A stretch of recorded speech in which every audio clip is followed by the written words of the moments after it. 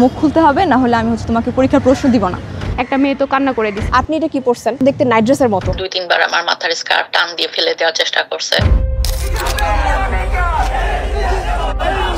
ঢাকা বিশ্ববিদ্যালয় এখন একটা উচ্চতর মাদ্রাসায় পরিণত হয়েছে। এসএসসি পর্যায়ে মাদ্রাসায় পড়েছে এ ধরনের স্টুডেন্টদের মধ্যে নির্যাতিত হওয়ার সংখ্যা 62%। ঢাকা বিশ্ববিদ্যালয় বাংলাদেশের প্রাচীনতম উচ্চ শিক্ষা কেন্দ্র। প্রতিষ্ঠানটি মুক্ত বুদ্ধি চর্চার প্রাণকেন্দ্র হিসেবে পরিচিত হলেও বিগত আওয়ামী ফ্যাসিবাদী দুঃশাসনে ইসলামোফোবিয়া পৌঁছে গিয়েছিল চরম পর্যায়ে। হিজাব নিকাব পরিধান করার কারণে হেনস্থার শিকার হয়েছেন অসংখ্য শিক্ষার্থী। জিনাত হুদা ম্যাম যখন রোল কল করতেন, তো কারা কারা হিজাব নিকাব পরে সেই রুলগুলো উনি টুকে রেখেছিলেন। 10টা ভাইবার মধ্যে 8টা ভাইবাতেই আমার প্রথম প্রশ্ন ছিল যে why am I covering my face? Islamic সংস্কৃতি চর্চা করতে গিয়ে ছাত্রলীগের হাতে মারধরের শিকার হয়েছেন অনেক শিক্ষার্থী। এমনকি কুরআন তেলাওয়াতের কারণে চাকরি হারানোর ঘটনারও সাক্ষী এই ক্যাম্পাস। মারতে মারতে আস্তে আস্তে রাস্তার ওই পাশে পাঠিয়ে দেয়, দাড়ি ধরে আমার চুল ধরে আমাকে মারা শুরু করে। ক্লাসরুম থেকে পরীক্ষার হল, শিক্ষক নিয়োগ থেকে গবেষণা, সব ক্ষেত্রেই প্রভাব পড়েছে ইসলামোফোবিয়া। এ যেন একটি গোষ্ঠীকে অনুমানুষ বানানোর সূক্ষ্ম প্রকল্প। তুমি কেন ফার্স্ট হচ্ছে মাদ্রাসা শিক্ষার্থীদেরকে তো টিচার হিসেবে নেওয়া হচ্ছে না? এটা কোনো মাদ্রাসা না, এটা কোনো মক্তব না, এবং সে সবার সামনে আমাকে বলতে চাই উইল হেল ইউর লাইফ। তো এটা কি তালেবানদের দেশ না? রিলিজিয়াস এক্সপ্রেশনটাকে আপনি ভিলেনাইজ করে ফেলছেন। আমি যেটা আমরা লাস্ট 15 বছর দেখেছি, সেটারই একটা রিফ্লেকশন আনফর্চুনেটলি আমাদের একাডেমিয়াতে আমরা দেখেছি। বাংলাদেশের প্রতিটা সেক্টরে আনাসে কানাসে এই স্বেচ্ছাচারিতা গত 15-17 বছর 16 বছর যাবৎ হয়েছে।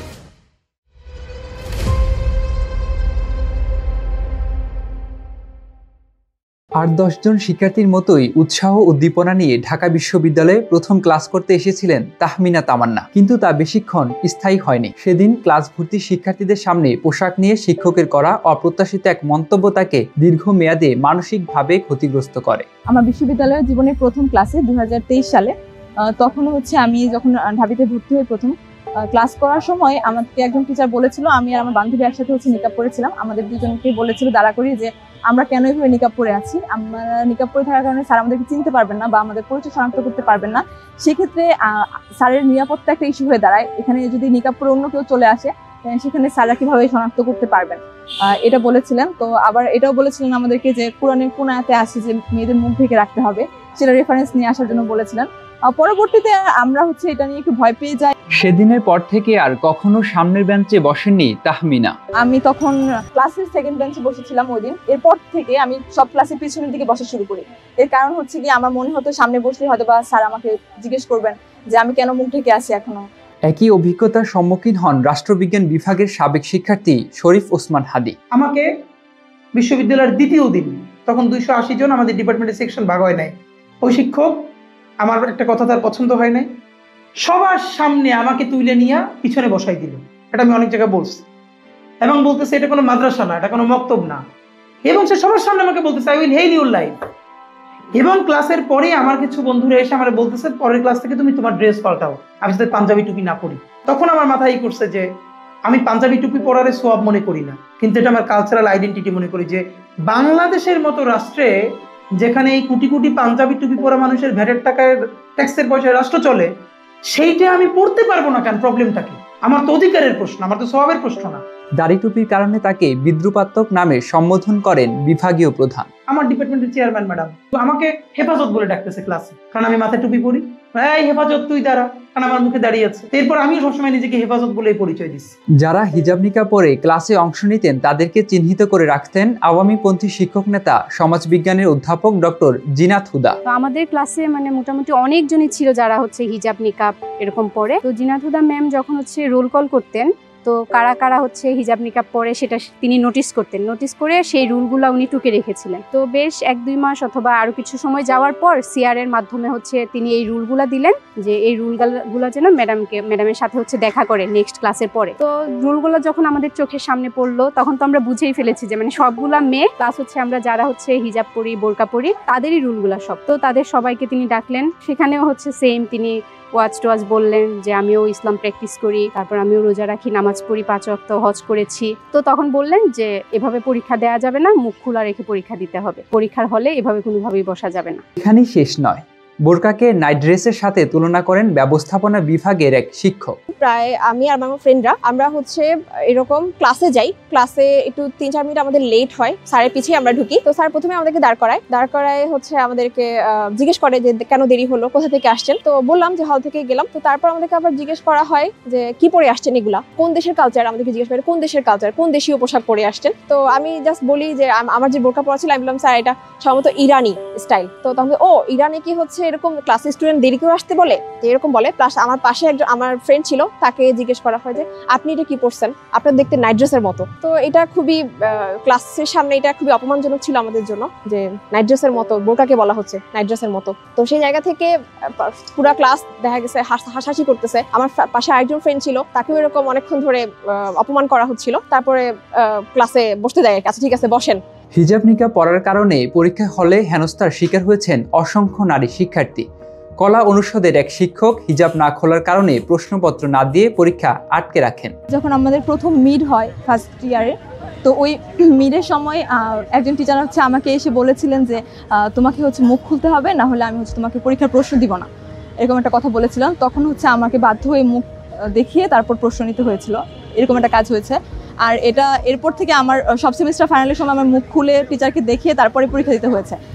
আমি অনিচ্ছা সত্ত্বেও এটা করতে হয়েছে। এটা আমার পরীক্ষার মধ্যে যথেষ্ট প্রভাব ফেলতো। দেখা গেছে যে আমি পরীক্ষার সময় আমার একটা আতঙ্ক থাকতো আমার মধ্যে যে আমাকে তো মুখ দেখাতে হবে। পাশে হচ্ছে ছেলেদের সিট পড়তো, আমার পাশে মেয়েরা বসলেও পাশে তো ছেলেরা থাকতো, তো একটা ভয় কাজ করতো যে আমি তো সবসময় মুখ ঢেকে থাকি, তো এখন যে আমি মুখ খুলবো কেউ কি দেখে ফেললো কিনা। পরীক্ষা চলাকালীন হল থেকে একদল নারী শিক্ষার্থীকে বের করে দেওয়ার ঘটনাও ঘটেছে সমাজবিজ্ঞান অনুষদে। আমাদের হচ্ছে একদিন পরীক্ষা ছিল, অন্যান্য স্বাভাবিক সাধারণ পরীক্ষার মধ্যে মিড টার্ম পরীক্ষা ছিল। তো আমরা সবাই পরীক্ষা দেওয়ার জন্য নর্মালি ক্লাসের মধ্যে বসে গেছি যে আমরা সবাই পরীক্ষা দেবো। এখানে ছেলেরা মেয়েরা সবাই তো মিক্সড আপ করেই বসে পরীক্ষা দেওয়ার জন্য। তো পরীক্ষা শুরু হওয়ার 2-3 মিনিট আগে স্যার মানে একদম ইনস্ট্যান্ট আমাদের খাতা দেওয়াও হয়ে গেছে। আমরা খাতায় হচ্ছে মার্জিন করে ফেলছি, আমরা সবকিছু রোল রেখে আমরা রেডি যে পরীক্ষা দেবো। তো ওই টাইমে তার কিছুক্ষণ আগেই স্যার প্রায় 2-3 মিনিট আগে স্যার বলতেছে, খায়রুল স্যার মানে সমাজবিজ্ঞান বিভাগে খায়রুল চৌধুরী স্যার, তো উনি বলতেছে যে আপনারা যারা হিজাব পরে আছেন হিজাব খুলে ফেলেন। সাডেনলি এই কথাটা শুনে আমরা সবাই একদম মানে হতভম্ব হয়ে গেছি যে আসলে এটার কারণ কি, রিজন কি। এরকম তো এতগুলা পরীক্ষা দিচ্ছি, এত স্ট্রিক্ট প্রবলেম কখনো হয় নাই। তো আমরা সবাই আর কি চুপচাপই ছিলাম, মানে প্রায় 2-3 মিনিট মতো আমরা চুপ হয়ে গেছি যে কেউ কোনো রেসপন্স করতেছে না। ক্লাসে যারা হিজাব পরে না বা ছেলেরা যারা ছিল তারাও কোনো প্রতিবাদ করে না, এবং আমরা যারা আছি আমরা একদম মানে টার্গেট পয়েন্টেড হয়ে গেছি যে হচ্ছে স্যার আমাদের দিকে তাকাই বারবার বলতেছে যে আপনারা কি আমার কথা বুঝতে পারতেছেন না, আপনারা কি আমার কথা বুঝেন না, কথা কি আমি কি তো বাংলাতেই কথা বলতেছি, আপনারা কি আমার কথা কি মানে কানে লাগতেছে না। এরকম বলার পরে একটা মোমেন্ট মানে পরীক্ষা শুরু হওয়ার মুহূর্তে তখন স্যার বলছে যে যারা হচ্ছে হিজাব খুলতে পারবা না তারা হচ্ছে বের হয়ে চলে যাও। তো তখন সামনে বসেছিল আমাদের একজন সহপাঠী, ও তো খাতা জমা দিয়ে বের হয়ে চলে গেছে। তো তারপরে আমরা আর কি একটু সাহস পাইছি, তখন আমরা মোটামুটি প্রায় 11-12 জন মতো আমরা হচ্ছে খাতা জমা দিয়ে বের হয়ে চলে গেছি। বের হয়ে যাওয়ার পরে বাহিরেই আর কি ওখানে দাঁড়ায় আছি যে এখন কি করা যায়। মানে পরীক্ষা একটা দিতে না পারলে আমরা মেজরিটি তো প্রায় 10-12 জন, বেশ অনেকজনই হয়। তো তখন ওইরকম একটা মোমেন্টে অফিস সহকারী যারা ছিল তারাও চলে আসছে যে কি হয়েছে, সমস্যা কি। একটা মেয়ে তো কান্না করে দিছে, আমাদের মানে ব্যাচেরই হচ্ছে আরেকটা মেয়েও পুরো কান্নাকাটি করে দিছে, আমি ভালো একটা প্রিপারেশন নিয়ে আসছি, আমি পরীক্ষা দিতে পারবো না, শুধুমাত্র হিজাব পরার কারণে আমি পরীক্ষা দিতে পারবো না। অধিকার ভিত্তিক সংগঠন প্রোটেস্ট এগেইনস্ট হিজাবোফোবিয়া ইন ইউকে দুঃসহ অভিজ্ঞতা বর্ণনা করেন একাধিক ভুক্তভোগী। আমরা এরকম স্টোরি পেয়েছি যেখানে ভাইভাতে তুই তুকারি করে কথা বলছে, জাস্ট মুখ খুলবে না বলার কারণে তুই তুকারি করে কথা বলছে যে তুই মুখ খোল। এইভাবে একজন টিচার কিভাবে বলতে পারে আমি জানি না, তুই মুখ খোল। লিটারালি যতগুলো কথা বলা হচ্ছিল তুই করে চিল্লায় চিল্লায় বলা হচ্ছিল। এই হচ্ছে স্টোরি। আর সাদেকা হালিমের রুমে তো যাওয়াই যেত না নিকাব পরে, উনি হচ্ছে অনেক বেশি নিঃশ্বাস বন্ধ করে কেন কে আসতে বলছে। আমাদের এক ফ্রেন্ডকে বলতো ব্যাটম্যান, হ্যাঁ ব্যাটম্যান বলছিল আমাদের এক, তো আপনি তো ব্যাটম্যান না, সরি আপনি ব্যাট উইমেন, কারণ ব্ল্যাক নিকাব পরা ছিল। বিশেষজ্ঞরা মনে করছেন বিশ্বাস কেন্দ্রিক চর্চার আঘাত ভুক্তভোগীদের মন মননের উপর বিপর্যয় সৃষ্টি করতে পারে। হিজাব পরা এটা কিন্তু একটা বিশ্বাস থেকে এসছে, একটা বিশ্বাস থেকে। তুমি যদি আমার বিশ্বাসে আঘাত করো তাহলে এটা অনেক বড় আঘাত, এটা আমাকে মানসিকভাবে বিপর্যস্ত করবে, যেটা ওই ছেলে মেয়েদের ক্ষেত্রে ঘটেছে। আমার বিশ্বাস, আমার সেই বিশ্বাসের আমি এখান থেকে সরতে পারতেছি না। তো স্বাভাবিকভাবে এটা আমাকে ওই যে ট্রমাটিক এক্সপিরিয়েন্স, সে লেখাপড়া ছেড়ে দিয়েছে, সে আর আসে না, কন্টিনিউ করছে না, এগুলো হলো এগুলো কনসিকুয়েন্স। তার তো ট্রিটমেন্ট দরকার, তার কাউন্সিলিং দরকার, এবং এগুলো সমাজ থেকে দূর করা দরকার। It is kind of discrimination. গণতন্ত্রের কথা শোনায় আর কি, এটা গণতন্ত্র বলে? এটা এক ধরনের ডিসক্রিমিনেশন, যা আপনি পোশাকের ভিত্তিতে আপনি মানুষকে জাজ করছেন এবং তার ক্ষতি করছেন আর কি, তার মেন্টাল আপনি তার মধ্যে সাইকোলজি ট্রমা তৈরি করছেন, সেটা আপনার হয়ে যাবে একটা পর্যায়ে যেতেও পারে। তার মধ্যে আপনি তার কেরিয়ার তাকে ধ্বংস করে দিচ্ছেন। ভাইবা বোর্ডে সংশ্লিষ্ট বিষয়ে প্রশ্ন বাদ দিয়ে শিক্ষার্থীদের পোশাক পরিচ্ছদই যেন মূল আলোচ্য বিষয় হয়ে উঠেছিল কতিপয় শিক্ষকের। ভাইবাতে আই হ্যাড টু ফেস আ লট, মানে আমি মাস্টার্স পর্যন্ত as far as I remember 10টা ভাইবা দিয়েছি। 10টা ভাইবার মধ্যে আমার মনে হয় 8টা ভাইবাতেই আমার প্রথম প্রশ্ন ছিল যে why am I covering my face, and এরপর তাদের সাথে আমার কোরআন নিয়ে বা মানে রিলিজিয়াস পার্সপেক্টিভ নিয়ে যে দ্বন্দ্ব, সেই দ্বন্দ্বই হচ্ছে আসলে আমার ভাইবা। বাকিদের ভাইবা হতো কোর্স রিলেটেড, টপিক রিলেটেড, আর আমার ভাইবা হতো যে আমি কেন এরকম, আমি কেন নিকাব পরি, সৌদি আরবে তো অনেকে নিকাব পরে না, আপনি কেন পড়ছেন। এরপরে খুব ক্লিয়ারলি আমাকে বলে দেওয়া হতো যে আমি কখনো ডেস্ক জব পাবো না। ভাইবাগুলোতেই জিজ্ঞেস করা হতো তুমি মাদ্রাসায় পড়ুয়া ছিলে, হিস্ট্রি নিচ্ছ কেন? সো আমি সে আখতারুজ্জামান স্যারকে যেটি উত্তর দিয়েছিলাম প্রথম দিন, যে স্যার আমার জানার আগ্রহ, আমি জানতে এসেছি। ভাইবাতে যখন আমি যাই তখন আমাকে প্রথমে নিকাব খুলতে বলে, বাট আমি বলি স্যার আমার কফ, আই এম ফিলিং কফ। তো তখন উনি বলে যে আচ্ছা ঠিক আছে, তখন কোভিড ছিল যেহেতু কম্প্রোমাইজ করা হয়। তো আমাকে জিজ্ঞেস করে যে উল্টাপাল্টা প্রশ্ন, যেমন হচ্ছে আপনি টাইম পাস করেন কিভাবে, কি করেন, এই ডিপার্টমেন্টে কেন আসছেন, আপনার জন্য তো আপনার সাথে স্যুট করে এরকম অনেক ডিপার্টমেন্ট আছে। তারপর আবার এইভাবে বলে যে আপনি কিভাবে টাইম পাস করেন। আমি বললাম যে আমি হচ্ছে বই পড়ে বা হচ্ছে এরকম ইউটিউব বা টিভি। তো যখন টিভির কথা বললাম স্যার বলে উঠে যে ও ইউ ওয়াচ টিভি, কোন ধরনের প্রোগ্রাম দেখেন? তো আমি বললাম স্যার ডিবেট বা হচ্ছে প্রিজিং এরকম। স্যার বলে যে ও তাহলে আপনার ফেভারিট প্রিজার কে? তো আমি বললাম যে স্যার ডক্টর জাকির নায়ক। তো স্যার তেলে বেগুনে জ্বলে উঠে, ম্যামও যে who is doctor Zakir Naik, I don't know him, যাও তার কাছে যাও, এরকম বলে বের করে দেয়। লোক প্রশাসন বিভাগের সহকারী অধ্যাপক শেহরিন আমিন ভুইয়া মনে করেন ধর্ম চর্চার কারণে বৈষম্য কিংবা হেনস্থা দুর্ভাগ্যজনক।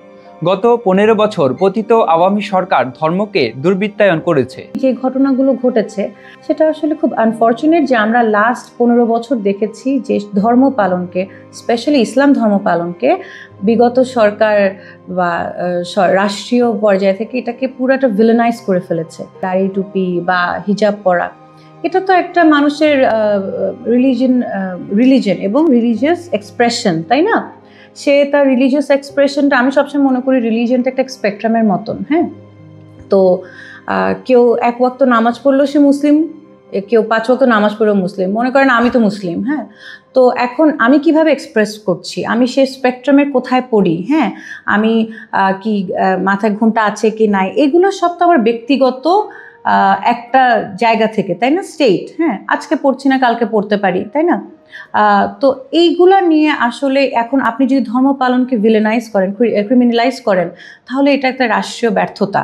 হ্যাঁ, আপনি যদি বলে থাকেন যে বাংলাদেশ সেকুলার কান্ট্রি, তারপরে আপনি মেজরিটি মুসলিম কান্ট্রি হয়ে সেখানে মুসলিমদেরকে তার রিলিজিয়াস এক্সপ্রেশনটাকে আপনি ভিলেনাইজ করে ফেলছেন, আপনি যেটা আমরা লাস্ট 15 বছর দেখেছি, সেটারই একটা রিফ্লেকশন আনফর্চুনেটলি আমাদের একাডেমিয়াতে বা হয়তো ইউনিভার্সিটিগুলোতে আমরা দেখেছি। এবং এই ঘটনাগুলো আসলে আমি এর আগে যখন শুনেছি আমার কাছে এটা খুবই শকিং লেগেছে, কারণ আনকনসিয়াসলি, সাবকনসিয়াসলি অর কনসিয়াসলি কোনোভাবেই আমি অ্যাজ এ ফ্যাকাল্টি তো কখনো আমার স্টুডেন্টদেরকে এইভাবে ডিসক্রিমিনেট করে দেখি নাই, এবার সে যেই ধর্মেরই হোক না কেন। পোশাক পরিচ্ছদে ইসলামী আবহ থাকার কারণে ফলাফলের ক্ষেত্রেও চরম বৈষম্যের শিকার হয়েছেন অনেকে। এরকম অনেক ছেলে মেয়েরা আছে, তো আমাদের মেয়েরা, বিশেষ করে মেয়েরা, ছেলেদেরকে দাড়ি টুপি, ছেলেদেরকে তো অত বোঝা যায় না, ছেলেদের তো ড্রেস কোড অত বোঝা যায় না, কিন্তু মেয়েরা যারা পর্দা করে বা যারা একটু ধর্ম নিয়ে থাকতে চায় তাদের তো ড্রেস আপটাই ডিফারেন্ট থাকে।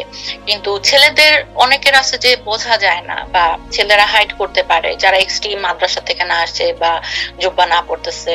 কিন্তু ওই জন্য ছেলেরা যত না ভিকটিম হয়েছে, মেয়েরা অনেক ভিকটিম হয়েছে। আমার একটা ছাত্রী ছিল শিউলিনা, মেয়েটা এখন কাতারে থাকে, সেই মেয়েটাকে তো একদম 30-এ 0 দিল, যাতে করে মেয়েটা একদম মানে নিচে, সেই একদম নিচে চলে গেছে। সেই মেয়েটা অনেক কান্নাকাটি করছে। আমি তখন ছোট লেকচারার, আমি তো আমার কাছে আসছে ম্যাডাম আমাকে এরকম করছে। আমি ওকে বিভিন্ন জায়গায় বলছি তুমি এখানে যাও, ভিসি স্যারের কাছে যাও, প্রভিসি স্যারের কাছে যাও।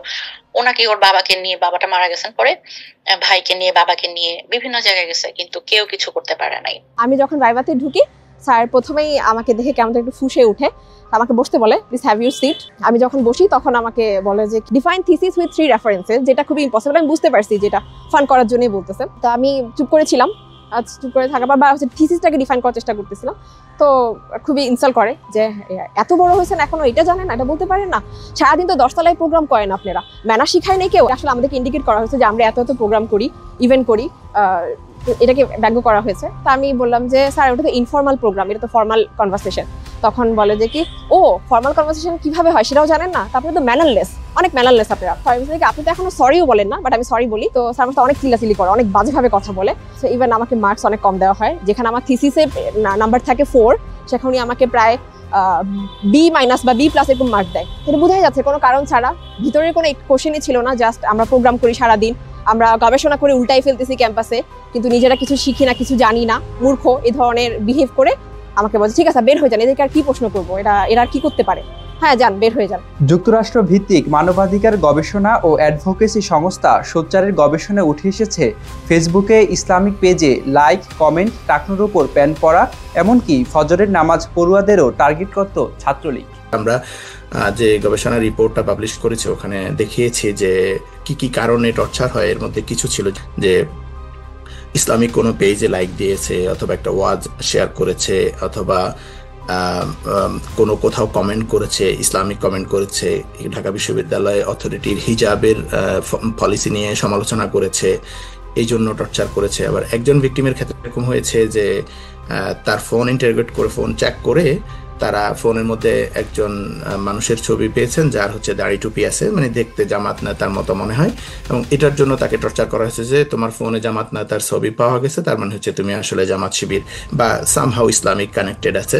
কিন্তু সে বললো যে ওই ছবিটা ছিল হচ্ছে ইসলামিক ফাউন্ডেশনের ডিজির। তো ইসলামিক ফাউন্ডেশনের ডিজি যিনি ছিলেন সম্ভবত শামীম আফজাল, উনি ওই ভদ্রলোক তো আওয়ামী লীগেরই লোক, কিন্তু যেহেতু সে দাড়ি টুপি আছে এই জন্য তার ছবি তার ফোনে থাকার কারণে তাকে ইসলামিক কানেকশন আছে বা জামাত শিবির কানেকশন আছে, এটা এই জন্য টর্চার করা হয়েছে। অনেকেই টর্চার করা হতো যে কোনো না কোনোভাবে সে রেগুলার নামাজ পড়ে বা টাকনুর উপরে প্যান্ট পরে, এটা একটা বড় সিম্বল ছিল, বা দাড়ি আছে, অথবা অন্যদেরকে নামাজের জন্য ডাকে, এই ধরনের কারণে অনেকে টর্চার করা হয়েছে। এবং হলগুলোতে আমাদের কাছে এরকম অনেকে সাক্ষাৎকার দিয়েছে যে ফজর নামাজে কারা কারা নামাজ পড়তে যায়।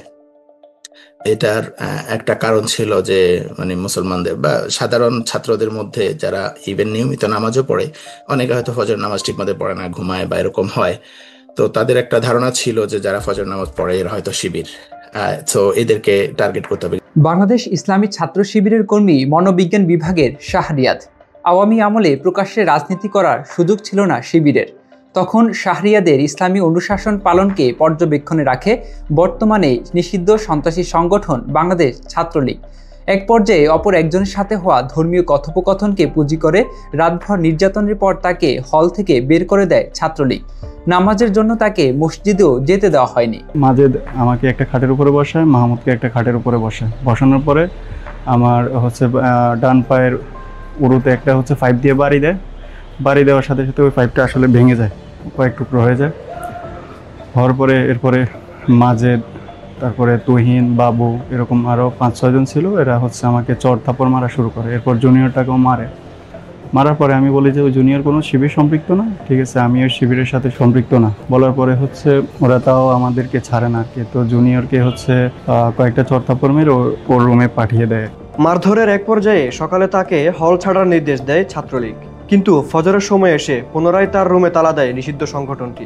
শুরু হয় দ্বিতীয় পর্বের নির্যাতন। পরে আবার ফজরের সময় হয়, তখন আমি বলি যে আমি মসজিদে যাবো, নামাজ পড়তে হবে আমার। তো পরে ওরা হচ্ছে আমাকে বলে যে না তুই নামাজ পড়তে পারবি না, তুই রুমে থাক। পরে আমি বলছি যে আচ্ছা ঠিক আছে আমি রুমে নামাজ পড়বো, আপনারা হচ্ছে আমাকে অজু করার ব্যবস্থাটা করে দেন, অন্তত আমি অজুটা করি। তো আমার সাথে আরেকজনকে দেওয়া হয়, আমি অজু করি। তো পরে ওরা 4-5 জন রুমে ঢুকে, আমি এই পাশ দিয়ে এক পাশে নামাজ পড়তেছিলাম, যাই নামাজ দিয়ে।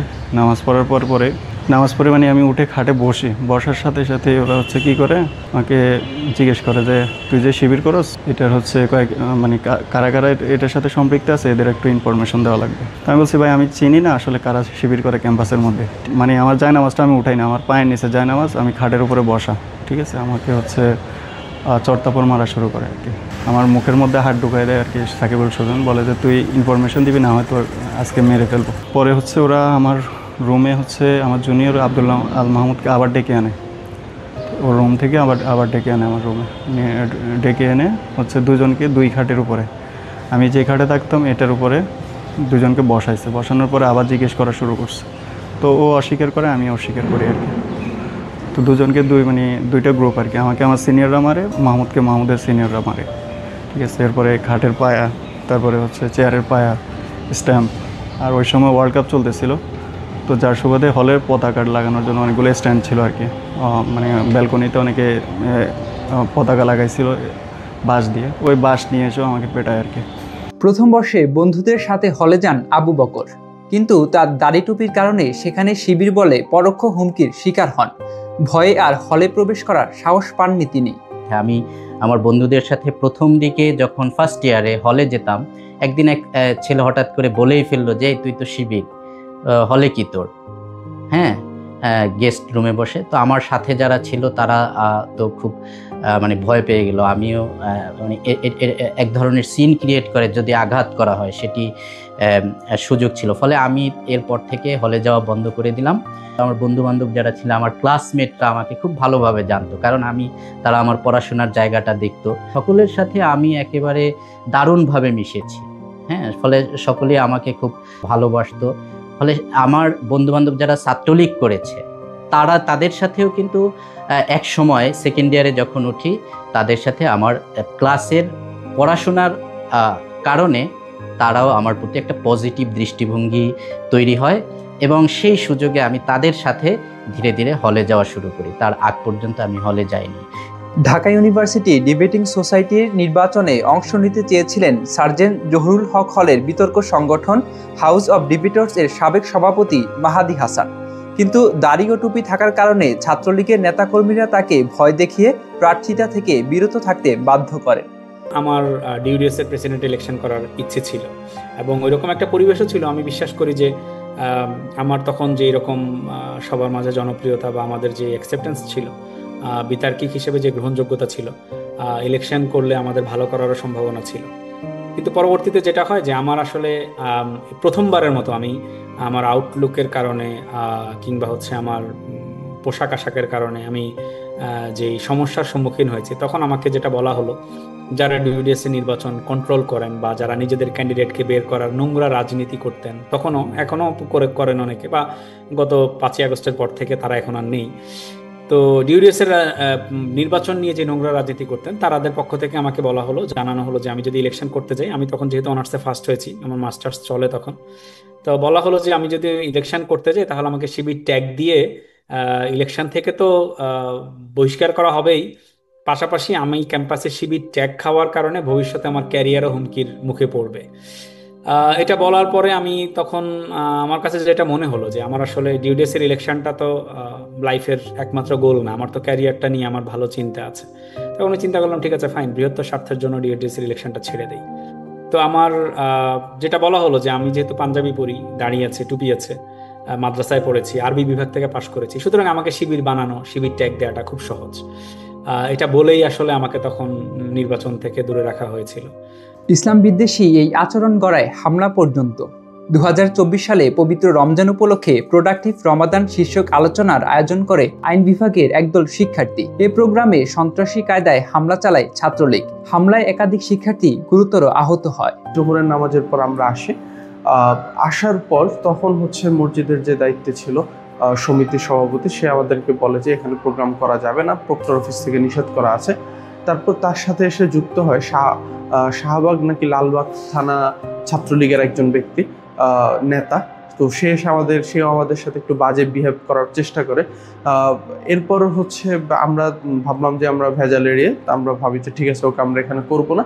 আমরা যখন এটা ভেবে আমরা বেরিয়ে যাচ্ছিলাম মসজিদ থেকে বেরিয়ে, আমরা ভাবছিলাম ঠিক আছে আমরা আইন বিভাগের মাঠেই করি, ছোটো, যেহেতু আমাদের প্রোগ্রামটা বড় কোনো প্রোগ্রাম না, জাস্ট 15-20 জনের আয়োজন, তো আমরা মাঠেই করি, তাহলে একটু কষ্ট হতে পারে বা নয়েজের সমস্যা হতে পারে।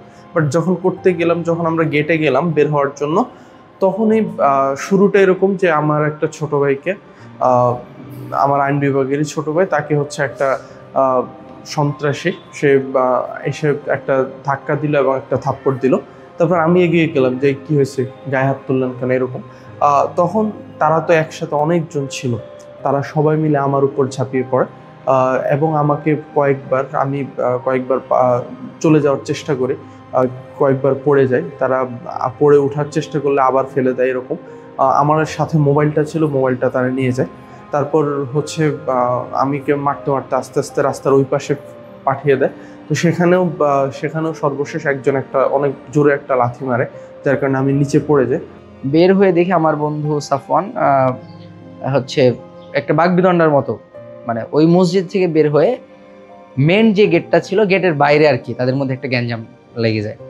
তো আমি মনে করছি হয়তো যেহেতু সাফওয়ান একটু হচ্ছে স্বাধীন চেতা বা দৃঢ় চেতা, তো তার সাথে হয়তো বা একটু ঝামেলা হয়েছে বা এই ধরনের একটা বিষয়। তো আমি হচ্ছে ইন্টেনশনালি দ্রুত যাই যাতে করে ঝামেলাটা সলভ করতে পারি।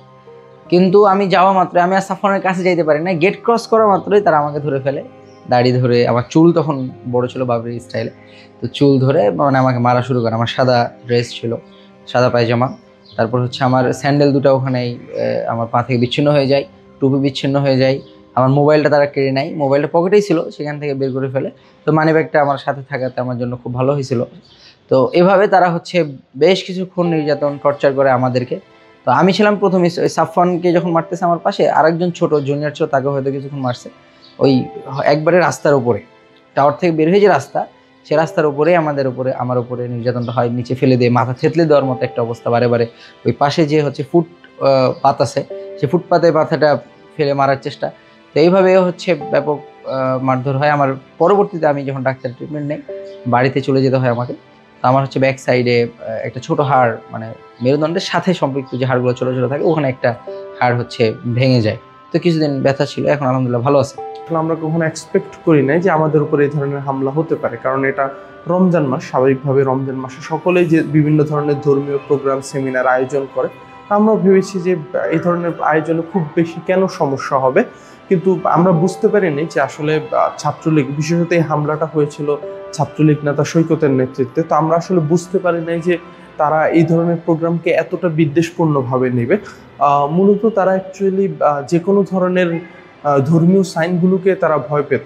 তাদের আওয়ামী লীগ, ছাত্রলীগ, তাদের অস্তিত্বটাই দাঁড়িয়েছিল যে ইসলামোফোবিয়ার উপর, বা তারা মনে করতো যে ইসলামোফোবিয়া, ইসলামকে যদি আমরা সমাজে প্লেস দেই, তাহলে তারা মনে করতো যে তারা এতদিন যে জুলুম নির্যাতন চালিয়েছিল সেগুলো অটোমেটিক্যালি, মানে অর্থাৎ সেগুলো আর মানুষের কাছে গ্রহণযোগ্যতা পাবে না, মানুষ ইসলামকে ধারণ করে তাদের বিরুদ্ধে রুখে দাঁড়াবে।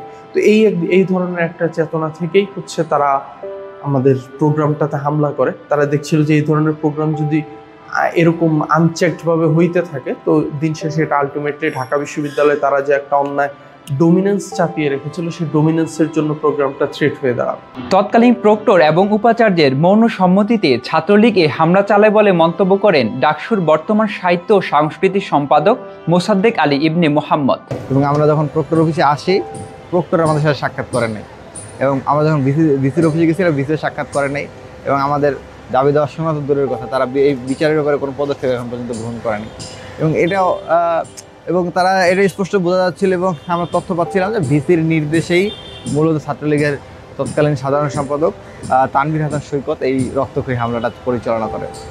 যুক্তরাষ্ট্র ভিত্তিক মানবাধিকার গবেষণা ও অ্যাডভোকেসি সংস্থা সোচ্চারের জরিপে উঠে এসেছে, পতিত স্বৈরাচারের সহযোগীরা মাদ্রাসা থেকে আসা অধিকাংশ শিক্ষার্থীদের টার্গেট করত। ঢাকা বিশ্ববিদ্যালয়ে আমরা যেটা পেলাম, একটা উল্লেখযোগ্য সংখ্যক স্টুডেন্ট যারা হচ্ছে টর্চারের এক্সপেরিয়েন্সের মধ্য দিয়ে গিয়েছে, এবং একই সাথে নিজে টর্চার না হলেও অন্যকে নির্যাতিত হতে দেখেছে, এরকম সংখ্যাও দুটো মিলে অলমোস্ট 72% স্টুডেন্ট যারা হচ্ছে অ্যাক্টিভলি বা প্যাসিভলি নির্যাতিত হয়েছে। তো নির্যাতিত ভিকটিমদের আমরা ডেমোগ্রাফিক ইনফরমেশনের ভিত্তিতে আলাদা করে দেখেছি যে মাদ্রাসা থেকে আগত যেসব স্টুডেন্টরা, অর্থাৎ যারা এসএসসি পর্যায়ে মাদ্রাসায় পড়েছে, এ ধরনের স্টুডেন্টদের মধ্যে নির্যাতিত হওয়ার সংখ্যা 62%। অর্থাৎ তারা মাদ্রাসায়, তার মানে হচ্ছে মাদ্রাসা থেকে আগত স্টুডেন্টরা অলমোস্ট এভরিওয়ান নির্যাতনের এক্সপিরিয়েন্স আছে তাদের, যেটা জেনারেল স্কুল বা ইংলিশ মিডিয়ামের ক্ষেত্রে অনেক কম। জেনারেল স্কুল থেকে আগত স্টুডেন্টদের ক্ষেত্রে সেটা 36%, এবং ইংলিশ মিডিয়ামদের ক্ষেত্রে ঢাকা বিশ্ববিদ্যালয়ে টোটালি টর্চারের এক্সপিরিয়েন্স নাই। তো এটা দিয়ে বোঝা যায় যে মাদ্রাসা থেকে আগত শিক্ষার্থীরা একটা স্পেশালি টার্গেটেড ছিল, যে মাদ্রাসা থেকে আসছে, এটা হতে পারে যে তারা শিবিরকে অ্যাটাক করবে বা শিবির সন্দেহে টর্চার করবে, কিন্তু মাদ্রাসা থেকে যেহেতু আসছে সে ইটসেলফ একটা শিবির হওয়ার একটা সিম্বল ক্যারি করে। একই বছর পবিত্র রমজানকে স্বাগত জানিয়ে বটতলায় কুরআন তেলাওয়াতের আয়োজন করে আরবি সাহিত্য পরিষদ। কুরআন তেলাওয়াত করায় শিক্ষার্থীদের বিরুদ্ধে শাস্তিমূলক ব্যবস্থা নিতে আরবি বিভাগের চেয়ারম্যানকে চিঠি দেয় কলা অনুষদের তৎকালীন ডিন আওয়ামীপন্থী শিক্ষক নেতা অধ্যাপক আব্দুল বাসির। আমরা যখন যে 5 থেকে 6 জন আয়োজক ছিলাম, আয়োজকদের কাছে ডিপার্টমেন্টের বিস্তারিত তথ্যাদি, অর্থাৎ আমরা কোন হলে থাকি, কি করি আমরা, ইভেন আমাদের বাসায় পর্যন্ত আমাদের বিস্তারিত তথ্য জানা হয়েছে যে এই ছেলে ইসলাম উগ্রপন্থার সাথে জড়িত আছে কিনা, বা ফ্রাঙ্কলি বলতে গেলে শিবিরকে তারা সেসব উগ্রপন্থা হিসেবে চিনতে থাকতো বা অ্যাড্রেস করে থাকতো, আমরা কোনো শিবির করি কিনা। তখন professor Abdul Basir Islami history and culture বিভাগের উনি ডিন ছিলেন। তো উনি আমাকে মোবাইলে একটা ছবি দেখিয়ে বললেন, দেখেন তো এখানে বটতলায় কোরআন তেলাওয়াতের আয়োজন করেছে, এই শিক্ষার্থীরা আপনার বিভাগের কিনা, এদেরকে আপনি চিনতে পারেন কিনা দেখেন। উনি তাদেরকে চিহ্নিত করতে চাইছেন। তো আমি বললাম যে আসলে ছবিটা ছিল এরকম যে ছাত্ররা ওখানে বসে আছে, পিছন থেকে ছবি তোলা হয়েছে, সবার পিছনটা দেখা যাচ্ছে, কারো চেহারা দেখা যাচ্ছে না, পিছন থেকে ছবিটা তোলা হয়েছে। আমি শুধু বললাম যে এখানে তো সবার পিছন দিকটা দেখা যাচ্ছে, তো আমি তো চিনতে পারছি না। তো ডিন সাহেব আমাকে বললেন যে আমি আপনাকে একটা চিঠি দিচ্ছি, আপনি না হয় এই কথাটাই আপনি লিখে দেন, তাহলে প্রয়োজনে আমাদেরকে অন্যভাবে তাদেরকে চিহ্নিত করতে হবে। উনি উনি হয়তো একটু বলছিলেন যে হয়তো গোয়েন্দা সংস্থাকে এখানে ইনভলভ করে তাদেরকে চিহ্নিত করবেন। উপাচার্যের অফিসে গেলে কোরআন তেলাওয়াত আয়োজনের জন্য শিক্ষার্থীদের ক্ষমা চাইতে বলেন অধ্যাপক মাকসুদ কামাল। তো উপাচার্য বলল শিক্ষার্থীরা যদি উপাচার্য বরাবর একটা আবেদন করে বা ক্ষমা চায় আর কি, আবেদন করে, উনি ক্ষমা চাওয়ার কথা বলে না, কিন্তু ওনার বক্তব্য এটাই বোঝা গেল যে তারা যদি ক্ষমা চেয়ে আবেদন করে তাহলে আমরা বিবেচনা করব। তো আমি বললাম যে ঠিক আছে, আমি এটা চেষ্টা করব শিক্ষার্থীদের কাছ থেকে এটা আদায় করা যায় কিনা। আমি আসলেই শিক্ষার্থীদের ব্যাপারে একটু আশঙ্কায় ছিলাম, কারণ বিশ্ববিদ্যালয় প্রশাসন তখন যেরকম দাপুটে প্রশাসন ছিল এবং তখনকার উপাচার্য যে ধরনের একটা শক্তিশালী অবস্থান দেখাচ্ছিলেন, আমার একটু আশঙ্কা ছিল আমাদের শিক্ষার্থীদের কোনো ক্ষতি হতে পারে। তো তাদেরকে বাঁচানোর জন্য আমি বরং শিক্ষার্থীদেরকে কনভিন্স করতে চাইছিলাম।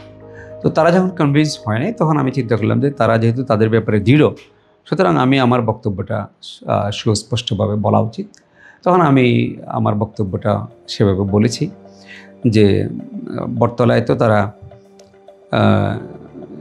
খারাপ কোনো কাজ করে না, আইন বিরুদ্ধ কোনো কাজ বা আমাদের সংস্কৃতি বিরুদ্ধ বা ক্ষতিকর কোনো কাজ, বিভিন্ন দলের মিটিং হয়, দলাদলি হয়, দ্বন্দ্ব হয়, মারামারি হয়, এরকম পরিবেশ নষ্ট করে কোনো কাজ করে না। আমি একটা বিষয় মাননীয় উপাচার্যকে বলছিলাম তখন যে স্যার এটা এত স্পর্শকাতর বিষয়, বাচ্চারা তো কোরআন তেলাওয়াত করছে, তারা ওখানে তো নাচ গান বা কোনো খারাপ কাজ করে নেই। তো অনুমতি যদি নাও নিয়ে করে তো এই কোরআন তেলাওয়াত করছে, অনুমতিহীনতা এতটুকু তো মার্জনা করা যায়, বা একটা সতর্ক নোটিশ সাধারণভাবে দিয়ে দেওয়া যায়। সাধারণভাবে একটা সতর্কতার নোটিশ দিলেন যে এখানে কোনো অনুষ্ঠান করতে হলে কোরআন তেলাওয়াত করতে অনুমতি নিতে হবে, তাহলে অনুমতি না নিলে পরবর্তীতে আপনারা অ্যাকশন নিতে পারেন। স্পর্শকাতর ইস্যু হিসেবে, ধর্মীয় ইস্যু হিসেবে এটা একটু ইগনোর করা যায়। তখন আমাকে উপাচার্য বলছিলেন কোনো ইস্যুই স্পর্শকাতর নয়, মানে উনি খুব ডিটারমাইন্ড ছিলেন যে কোরআন তেলাওয়াতের ইস্যু স্পর্শকাতর নয়, এটা নিয়েও ব্যবস্থা গ্রহণ করা যায়। সে বছর স্বৈরাচারী শেখ হাসিনার নির্দেশে শাহজালাল বিজ্ঞান ও প্রযুক্তি বিশ্ববিদ্যালয় এবং নোয়াখালী বিজ্ঞান ও প্রযুক্তি বিশ্ববিদ্যালয়ে ইফতার পার্টির আয়োজনের উপর কঠোর বিধিনিষেধ আরোপ করা হয়। এরই প্রতিবাদে ঢাকা বিশ্ববিদ্যালয় সহ দেশের বিভিন্ন শিক্ষা প্রতিষ্ঠানে গণ ইফতারের আয়োজন করে শিক্ষার্থীরা। এসব অনুষ্ঠানেও নানাভাবে বাধা দেয় সন্ত্রাসী ছাত্রলীগ। ঢাকা বিশ্ববিদ্যালয়ের সামাজিক সাংস্কৃতিক অনেক সংগঠনকে গণ ইফতারের বিরুদ্ধে বিবৃতি দিতে বাধ্য করা হয়। ওই দিনের ঘটনার পরপরই সন্ধ্যা থেকে আমাদের উপর ছাত্রলীগের হাইকমান্ড থেকে প্রচন্ড প্রেসার ক্রিয়েট করা হতে থাকে যে বিভিন্ন সংগঠন টিএসসি তারা বিবৃতি প্রকাশ করেছে ছাত্রলীগের হয়ে এই গণ ইফতারের বিরুদ্ধে, এবং আমাদেরকেও অনুরূপ একটি বিবৃতি আমাদের যেই নিয়ম, আমাদের পেজ, আমাদের মেসেঞ্জার গ্রুপ, আমাদের ফেসবুক গ্রুপ, সেখানে পাবলিশ করতে হবে। স্বাভাবিকভাবে হচ্ছে আমরা সেখানে রাজি হইনি। তো তখন যেটা হয়, রাত 10টা-11টার দিকে সম্ভবত বিভিন্ন ধরনের খবর বের হয়, নিউজ বের হয়, এবং সারা দেশে সেটা নিয়ে ব্যাপক তুমুল সমালোচনা শুরু হয়। তো আমাদের কাছে মনে হয় যে যাক, যেহেতু এটা নিয়ে প্রচন্ড সমালোচনা শুরু হয়েছে, হয়তো আমাদের উপর আর এই প্রেশারটা আসবে না। তা আমরা খুবই অবাক হয়ে আবিষ্কার করি রাত 2টা বা 3টার দিকে বিশ্ববিদ্যালয়ের ফেসবুকের যে গ্রুপ ছিল, সেই গ্রুপে ছাত্রলীগের একজন নেতা, যার সাথে জিওডিএস এর কোনো সম্পৃক্ততা নেই, সেই নেতা জিওডিএস এর প্যাডকে ব্যবহার করে একটা বিবৃতি সেখানে পাবলিশ করে, এবং আরো অনেকগুলো সংগঠনের বিবৃতি একসঙ্গে পাবলিশ করে, এবং সেই বিবৃতিতে আমাদের কোনো প্রকার সই বা স্বাক্ষরও নেই। তো আমরা কিছুক্ষণ পর আবার সেই বিবৃতিটাই ছাত্রলীগের হাইকমান্ড থেকে আমাদেরকে পাঠানো হয় যে তোমরা এটা অতি দ্রুত তোমাদের পেজ এবং তোমাদের যে অফিসিয়াল মাধ্যম সেভাবে তোমরা পাবলিশ করো। আমরা তো তখন আসলে হতচকিত হয়ে যায় যে আমরা আসলে কি সিদ্ধান্ত নিব। আমরা তখন আমাদের অবস্থান বিবেচনা করি যে আমাদের অবস্থান ইতিমধ্যে যথেষ্ট ভালনারেবল। আমরা যদি এখন তাদের বিরুদ্ধে একটা বিবৃতি দিই যে এই বিবৃতিটা আমাদের না, এটা ছাত্রলীগের যে নেতা ব্যবহার করেছেন, মানে আমাদের প্যাড ব্যবহার করেছেন, এটা তার দায়ী। তো সেটা আসলে সরাসরি তখন সেই প্রেক্ষাপটে ছাত্রলীগের বিরুদ্ধে কিছুটা যুদ্ধ ঘোষণা করার মতো হয়ে যায়। গণ ইফতারে কুরআন তেলাওয়াতের কারণে তৎকালীন উপাচার্য অধ্যাপক মাকসুদ কামালের বাসভবনে তারাবির ইমামের দায়িত্ব হারান আরবি বিভাগের শিক্ষার্থী আব্দুল্লাহ আল জাওয়াদ। ইন্টারভিউ ছিল ভিসি স্যার ভবনে। ভিসি ভবনের যে নামাজের ব্যবস্থা করা হয়েছিল, ভিসি স্যার নিজেই আমার তেলাওয়াত শোনেন এবং আমাকে ফাইনালি তারাবির জন্য মনোনীত করেন। পরের দিন যখন রমজানের চাঁদ ওঠে, আমি যথারীতি তারাবি পড়ানোর জন্য ভিসি স্যারের বাসায় আসি এবং এখানে আমি প্রথম তারাবিটা আমি এখানে পড়াই এবং স্যাররা আরও অন্যান্য স্যাররা এখানে আমার পিছনে নামাজ পড়ে। এই তারাবির পর প্রথম রমজানের যে প্রথম ইফতার, এই প্রথম ইফতারে হচ্ছে আমাদের টিএসসির পায়রা চত্বরে একটি গণ ইফতার মাহফিলের আয়োজন করা হয়েছিল সাধারণ শিক্ষার্থীদের আয়োজনে। তো এই অনুষ্ঠানে আমাকে আবার তেলাওয়াতের জন্য আমন্ত্রণ জানানো হয়। যেহেতু আমি বটতলায় তেলাওয়াত করেছিলাম, এটা বিভিন্ন নিউজ এজেন্সি, নিউজ পোর্টালে এটা প্রচারিত হয়, ফলে হচ্ছে আমার এই তেলাওয়াতের বিষয়টি জানাজানি হয়। তো এরপরে হচ্ছে আমাকে টিএসসি পায়রা চত্বরে তেলাওয়াতের জন্য আমন্ত্রণ জানানো হয়। তো আমি প্রাথমিকভাবে হচ্ছে আমি অপারগতা প্রকাশ করি, যেহেতু আমার একটা তারাবির দায়িত্ব, খতম তারাবির এটা একটা মানে প্রস্তুতির বিষয় থাকে। তো আমি আমার প্রস্তুতির বিষয় চিন্তা করে আমি আসলে এই প্রোগ্রামে আসার ব্যাপারে অপারগতা প্রকাশ করি। কিন্তু ওই আয়োজক যারা ছিলেন তারা আসলে অনেক বেশি জোর করেন যেন আমি অবশ্যই তেলাওয়াত করি। তারা খুব করে চাচ্ছিলেন যে আমি যেন এই অনুষ্ঠানে তেলাওয়াত করি। তো সেই কারণে আমি হচ্ছে তেলাওয়াত করার জন্য টিএসসির পায়রা চত্বরে আসি এবং আমি ইফতারের পূর্বে অনুষ্ঠানের শুরুতে কোরআন তেলাওয়াত করি। এই তেলাওয়াত করা অবস্থায় একটা ছবি শিক্ষার্থী সংসদে পোস্ট করা হয়। মানে এটা শুধুমাত্র জানানোর জন্য যে আমাদের অনুষ্ঠান শুরু হয়ে গিয়েছে, সবাই যেন দ্রুত চলে আসে। সেই পোস্টে হচ্ছে আমার ছবিটাই ছিল, আর কেউ এখানে ছিল না। আমি তেলাওয়াত করতেছিলাম, ওই ছবিটাই আসলে শিক্ষার্থী সংসদে পোস্ট করা হয়। তো এই পোস্ট করার 6 মিনিটের মাথায় ছাত্রলীগের একজন নেতা সে হচ্ছে এটা স্ক্রিনশট নিয়ে ভিসি স্যারকে পাঠায়। এটা একদম ইফতারের আগেই পাঠিয়ে দেয়। পাঠিয়ে ভিসি স্যারকে মানে অনেকটা ধমকি বা অনেকটা রাগান্বিত হয়ে তারা এটা বলতে থাকে যে আপনি কার পিছনে আসলে নামাজ পড়তেছেন, আপনি কাকে তারাবির জন্য মনোনীত করেছেন, আপনি কি তার ব্যাকগ্রাউন্ড চেক করেছেন, সে আসলে কে, শিবির নাকি? সে তো শিবিরের অনেক বড় ক্যাডার, শিবিরের নেতা, এবং সে আজকের এই গণ ইফতারের আয়োজন করেছে। তো এই বিষয়টা এভাবে আসলে স্যারকে জানানো হয়। তো স্যার এটা জানার পরে স্যারও অনেকটা চিন্তিত হয়ে যায় যে আসলে কি করলাম বা কি হলো, সে আসলেই শিবিরের সাথে সম্পৃক্ত কিনা। এখানে তারাবির বিষয়টা যেহেতু আমাদের ইন্টারন্যাশনাল হল মসজিদের ইমামের মাধ্যমে এটা আমাকে মনোনীত করা হয়, স্যার হচ্ছে ইফতারের আগেই ওই ইমাম সাহেবকে ফোন করে হচ্ছে অনেক শাসায়, অনেক হুমকি ধমকি দেয় যে তুমি কাকে আমার এখানে পাঠিয়েছো, তুমি তাকে চেক করে পাঠাওনি কেন, বা সে আসলে কে, তার বিষয়ে জেনে শুনে আমাকে কেন পাঠাওনি। তো হুজুরকে অনেক বেশি প্রেশারাইজ করা হয়।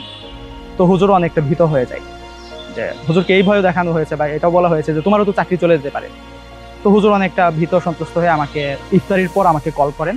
কল করে জানান যে আপনি আসলে কোন অনুষ্ঠানে তেলাওয়াত করেছেন, তো এই অনুষ্ঠানকে কেন্দ্র করে আপনার ব্যাপারে অনেক বড় একটা ঝামেলা হয়ে গিয়েছে, আপনি আর তারাবি পড়াতে যাবেন না আজকে। ইমামতি হারানোর পর ছাত্রলীগের নির্যাতনের ভয়ে হল ছাড়া হন জাওয়াদ। আমাদের হলের এক বড় ভাই, তাবলীগের এক বড় ভাই, তিনি আমাকে কল দিয়ে বলেন যে তোমাকে খুঁজতেছে ছাত্রলীগের ভাইয়ের। তখন আমি আমার নিরাপত্তার কথা চিন্তা করে আমি আর হলে না এসে আমি সোজা গাজীপুরে চলে যাই।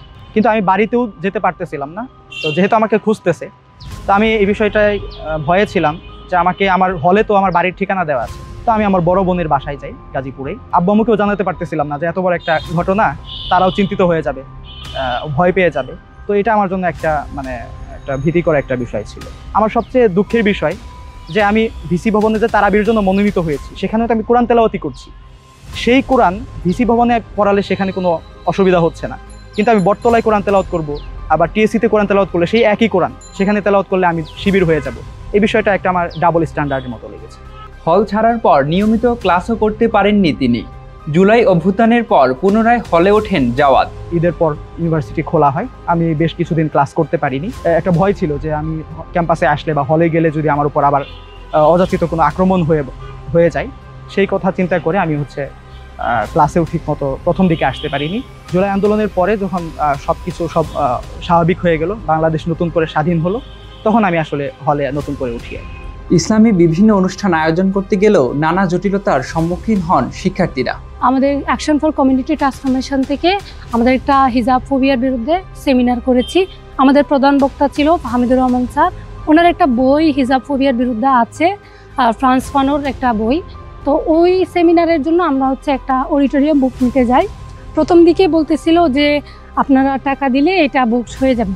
পরবর্তীতে কিসের প্রোগ্রাম এটা বলার পরে আমরা যখন বললাম হিজাব ফোবিয়ার বিরুদ্ধে আমরা একটা সেমিনার করতে যাচ্ছি, তখন ওনাদের নিয়ম কানুন হতে শুরু করে বিহেভিয়ারও চেঞ্জ হয়ে গেল।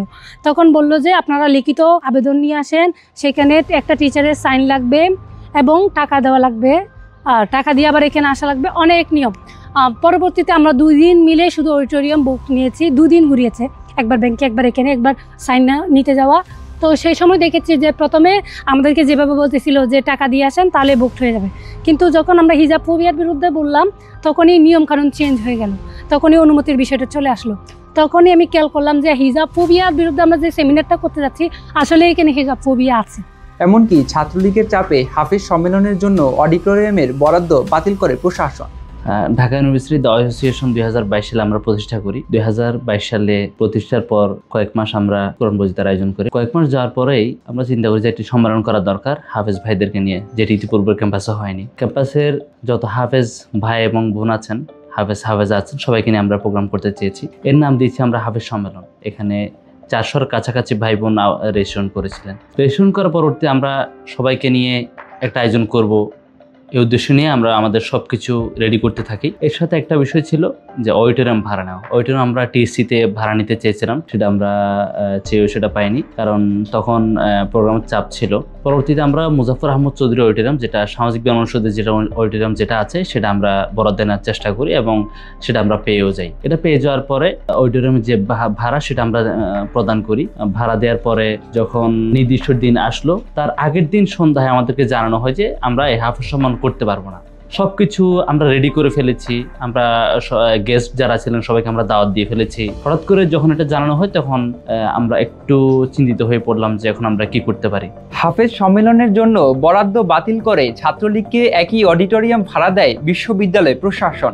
যেদিন আমাদেরকে অডিটোরিয়াম বরাদ্দ দেওয়া হয় সেদিনই ছাত্রলীগকে ওই অডিটোরিয়াম একই সময় বরাদ্দ দেওয়া হয়, কিন্তু আমরা যেদিন বরাদ্দ নেই সেদিন সেখানে অন্য কারো প্রোগ্রাম করার কথা ছিল না, কিন্তু ঠিকই আমাদের প্রোগ্রামটা ক্যান্সেল করে ছাত্রলীগকে ওখানে বরাদ্দ দেওয়া হয়। আমাদেরকে যখন নিষেধ করা হয় তখন এটা বিভিন্ন পত্রপত্রিকা নিউজ করা হয় যে হাফেজ সম্মেলন হওয়ার কথা ছিল, কিন্তু এটা স্থগিত করা হয়েছে।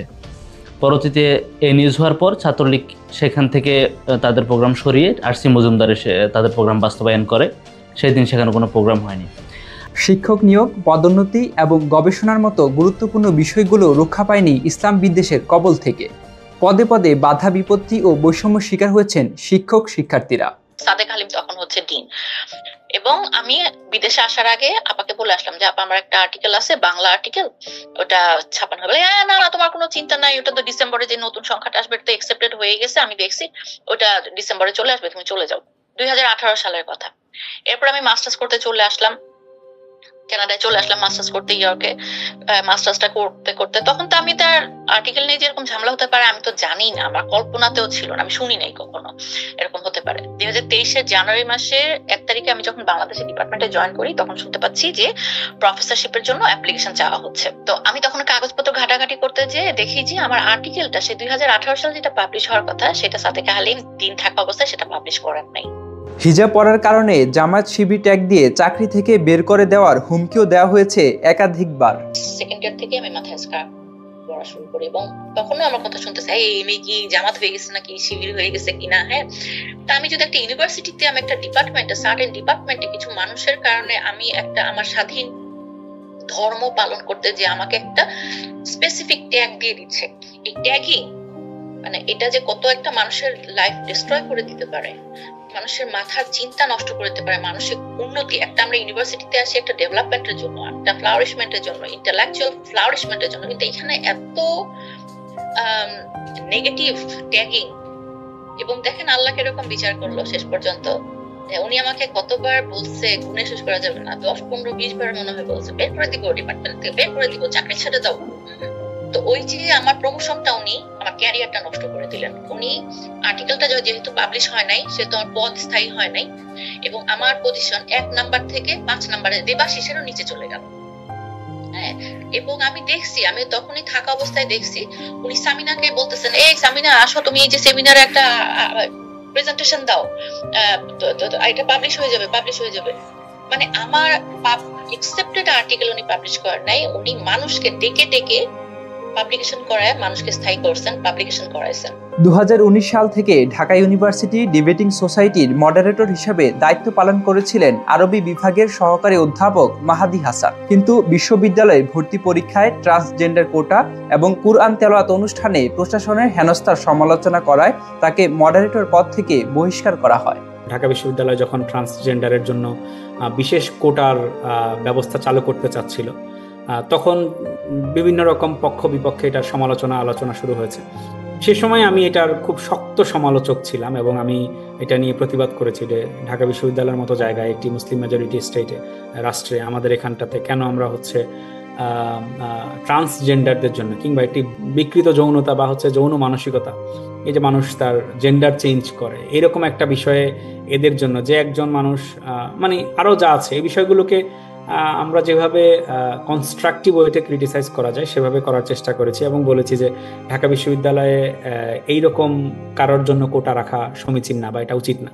একই সময়ে ঢাকা বিশ্ববিদ্যালয়ের বটতলায় যে আমাদের অ্যারাবিকের শিক্ষার্থীরা কোরআন তেলাওয়াত করছিল রমজানকে স্বাগত জানিয়ে, তখন মাকসুদ কামাল স্যারের পক্ষ থেকে এবং বিশেষ করে কলা অনুষদের ডিন, তখন আব্দুল বাসির স্যার ডিন ছিলেন, আব্দুল বাসির স্যার তখন ডিনের প্যাড থেকে আমাদের চেয়ারম্যানকে তখন শোকজ নোটিশ পাঠান। কেবলমাত্র কোরআন তেলাওয়াতের প্রোগ্রাম করার জন্য শিক্ষার্থীদেরকে শোকজ দেওয়া হবে, চেয়ারম্যানকে শোকজ লেটার পাঠানো হবে, কেন শিক্ষার্থীদেরকে শাস্তি দেওয়া হবে না? এগুলো নিয়ে আমি তখন প্রশাসনের সমালোচনা করে ফেসবুকে লিখেছিলাম। কেবলমাত্র ট্রান্সজেন্ডার ইস্যু এবং বটতলায় কোরআন তেলাওয়াতের ইস্যুতে প্রতিবাদ করা নিয়ে মাকসুদ কামাল স্যার তখন দিনে দিনে প্রেসিডেন্ট সেক্রেটারিকে দিয়ে আমাকে মডারেটর প্যানেল থেকে বহিষ্কার করায়। বাংলা বিভাগের পরীক্ষা ও ভাইভায় হিজাব নিকাবের ওপর নিষেধাজ্ঞার প্রতিবাদ করেছিলেন তিনি। এরপর শিক্ষা ছুটি নিতে গিয়ে নানান প্রশাসনিক হয়রানির শিকার হতে হয় তাকে। আখতারুজ্জামান স্যার তখন ভিসি ছিলেন। আমি যখন আমেরিকায় আসি প্রথমবার, আমার শিক্ষা ছুটির একটা ব্যাপার ছিল, শিক্ষা ছুটির দরখাস্ত করা ছিল, এনওসির জন্য অপেক্ষা করছিলাম। তো শিক্ষা ছুটিটি অ্যাপ্রুভড হলে আমি এনওসি পাবো, এনওসি পেলে আমি আমেরিকায় আসতে পারবো। তো আমার 10 তারিখ ফ্লাইট ছিল, 6 তারিখ পর্যন্ত আমি যখন আমার এনওসি পাইনি তখন আমি রেজিস্ট্রার বিল্ডিংয়ে গেলাম, গিয়ে আমি যোগাযোগ করলাম যে আমার ছুটির ফাইল কি অ্যাপ্রুভ হয়েছে কিনা। আমাকে জানানো হলো যে ফাইল এখনো অ্যাপ্রুভ হয়নি। পরে আমি খুঁজে দেখলাম কোথায় ফাইল আছে, খুঁজে পাচ্ছিলাম না।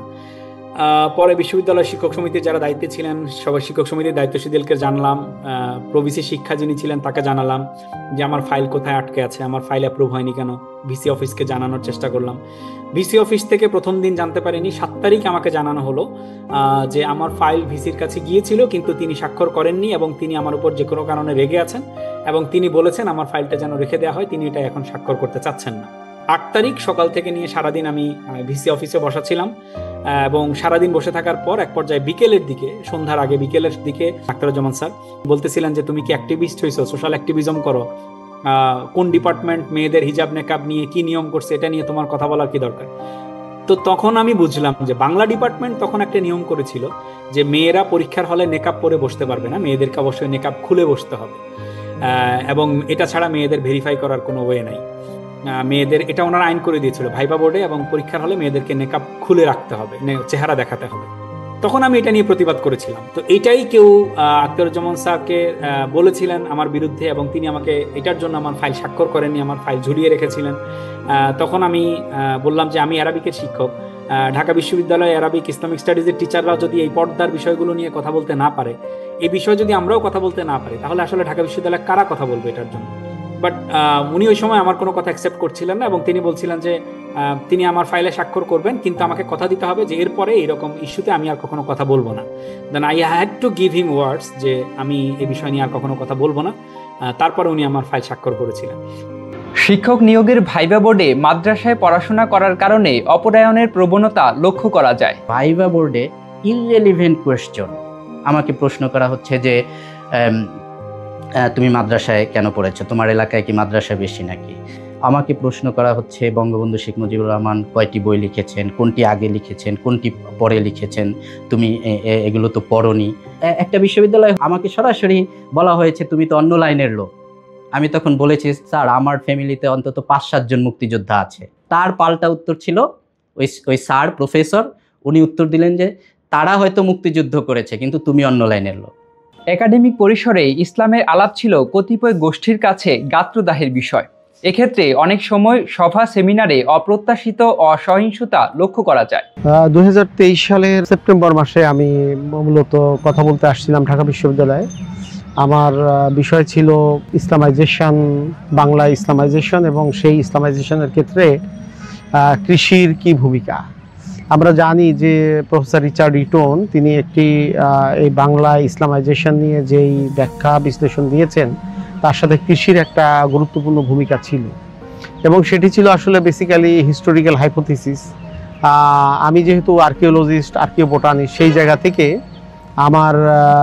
আমি যেই এভিডেন্সগুলো পেয়েছি, হার্ডকোর আর্কিওবোটানিক্যাল এভিডেন্স, সেগুলো নিয়ে আমি কথা বলতে গিয়েছিলাম, কিন্তু সেদিন কিন্তু আমার কথাগুলো শেষ করতে দেওয়া হয় নাই। সে অনুষ্ঠানে প্রত্যক্ষদর্শী আরবি বিভাগের সাবেক শিক্ষার্থী কামরুজ্জামান। স্যারের অ্যাবস্ট্রাক্টটা ছিল এরকম যে বাংলাদেশি ইসলামাইজেশনটাকে আমরা বলে থাকি, এখানে ইসলামাইজেশন হয়েছে সাধারণ মানুষের মধ্যে তরবারির জোরে, অনেকেই বলে থাকেন, আবার অনেকেই বলেন যে হচ্ছে এখানে সুফিদের মাধ্যমে হয়েছে, অনেকে বলে থাকেন যে হচ্ছে বিভিন্নভাবে হচ্ছে গ্রামগুলো একসাথে ধর্মান্তরিত হয়ে গেছে, বিভিন্ন কজ হচ্ছে এই ধরনের ইসলামাইজেশনের ক্ষেত্রে বলা হয়ে থাকে। তো স্যার এখানে ওনার অ্যাবস্ট্রাক্টের মাধ্যমে যখন শুরু করতেছিলেন উনি বলছিলেন যে ওনার যে গবেষণা, উনি ধান নিয়ে হচ্ছে ওনারা বিভিন্ন বীজ নিয়ে হচ্ছে আর্কিওলজিক্যাল ওনারা গবেষণা করেছিলেন।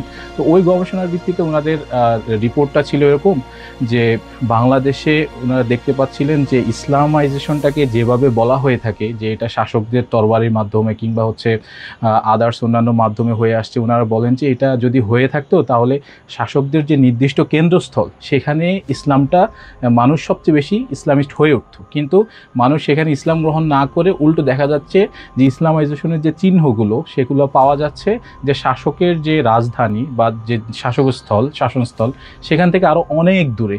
তো এই জিনিসটা যখন বলা হচ্ছিল, তো স্যাররা একটা সময় ওনার অ্যাবস্ট্রাক্টের সর্বশেষ যে জায়গায় গিয়েছিলেন যে ওনারা ওইখানে একটা মসজিদের একটা আর্কিটেকচারাল একটা ওনারা ওইখানে ফুটাই তুলছিলেন যে এই ধরনের একটা মসজিদ সেখানে রাষ্ট্র থেকে, রাজধানী থেকে অনেক দূরে পাওয়া যাচ্ছে। তার মানে হচ্ছে এখানে ইসলামাইজেশনের যে কনভার্সনটা ওনারা এইটার আলাদা একটা চিত্র আমাদের সামনে হচ্ছে তুলে আনছিলেন।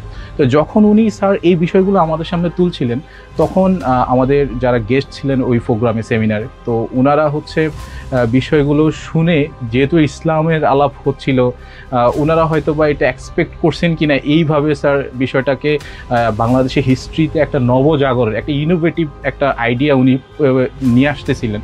তো এইটা শুনে হচ্ছে যারা গেস্ট ছিলেন ওনারা খুব অস্বস্তিকর অবস্থা ফিল করতেছিলেন। তাদের মধ্যে একজন ছিলেন হচ্ছে মুনতাসির মামুন। উনি শুরু থেকেই হচ্ছে বারবার হাত পা খুব অস্বাভাবিক অবস্থা হচ্ছে নাড়াচাড়া করতেছিলেন।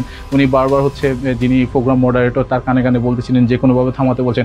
একটা সময় উনি সহ্য করতে না পেরে ইনস্ট্যান্ট মুখ দিয়ে বলছেন যে আপনি এখনই থামান।